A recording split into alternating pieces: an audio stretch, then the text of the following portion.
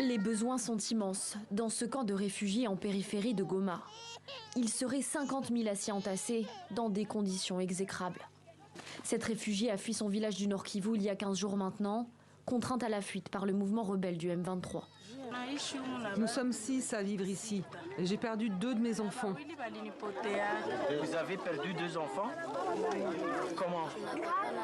Le jour de la fusillade, nous avons tous fui. Nous ne savons pas où ils sont allés.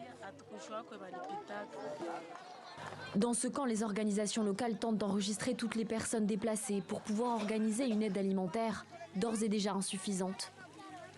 Au Nord Kivu, 600 000 personnes ont été contraintes à la fuite face à l'avancée du mouvement rebelle du M23. La plupart d'entre eux sont venus à Goma, ville presque entièrement encerclée par les rebelles. L'urgence de la situation a poussé l'Union européenne à annoncer samedi la mise en place d'un pont aérien humanitaire vers Goma, avec le soutien de la France.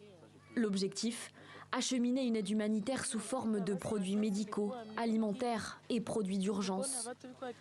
Mardi, la représentante du secrétaire général de l'ONU s'est également rendue sur place pour tenter de rassurer une population qui se sent abandonnée par les organisations.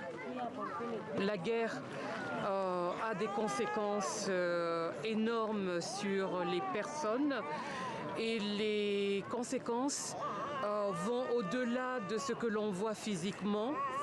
Quasiment toutes les personnes que nous avons vues, d'une manière ou d'une autre, sont des personnes qui sont traumatisées. La France a annoncé aujourd'hui débloquer immédiatement 34 millions d'euros d'aide humanitaire pour venir en aide aux populations qui appellent désespérément à une paix durable dans la région. Une aide à laquelle s'ajoutera les 50 millions d'euros promis par l'Union européenne.